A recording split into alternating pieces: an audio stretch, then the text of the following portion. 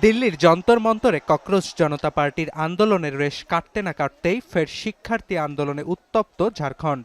সোমবার চাকরির নিয়োগ পরীক্ষায় অনিয়মের অভিযোগে রাঁচির বিধানসভা অভিমুখে শিক্ষার্থীদের বিক্ষোভে লাঠিচার্জ, টিয়ার শেল ও জলকামান ছোড়ে পুলিশ। আহত হয় বেশ কয়েকজন। এর প্রতিবাদে মঙ্গলবার বিজেপির ডাকে ঝাড়খণ্ডে পালিত হচ্ছে বন্ধ। অনেক স্থানে টায়ার জ্বালিয়ে বিক্ষোভ করছেন বিজেপির নেতাকর্মীরা।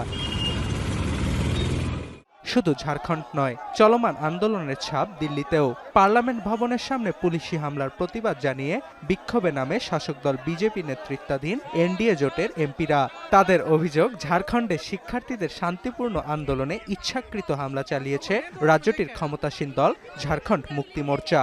শাসক দলটি কংগ্রেস নেতৃত্বাধীন জোটের অংশ হয় সোমবারের হামলার জন্য রাহুল গান্ধীকে জবাবদিহিতার আওতায় আনার দাবিও জানান সংসদ সদস্যরা। তবে ঝাড়খণ্ড ইস্যুতে জোটসঙ্গীদের পরিবর্তে শিক্ষার্থীদের পক্ষ নিয়েছেন রাহুল গান্ধী। বলেন, শিক্ষার্থীদের যে কোনো শান্তিপূর্ণ আন্দোলনে নিপীড়ন নির্যাতনের সমর্থন করে না Congress. We condemn any violence against peacefully protesting students.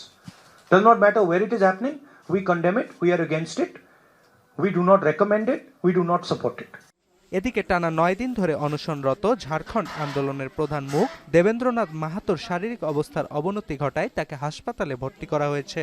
তবে দাবি আদায় না হওয়া পর্যন্ত আন্দোলন থেকে পিছু হটতে চায় না আন্দোলনকারীরা।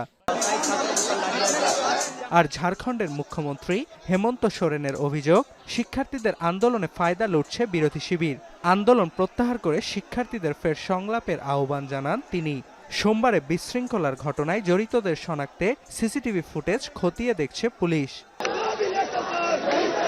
যন্তর মন্তরের সফল আন্দোলনের পর আগামী ১৫ই আগস্ট থেকে ভারতের গ্রামাঞ্চলে সরকারি শিক্ষা প্রতিষ্ঠানের মান উন্নয়নে ক্যাম্পেইন শুরু করবে ককরোচ জনতা পার্টি। অর্ণব প্রসাদ, এখন বিশ্ব।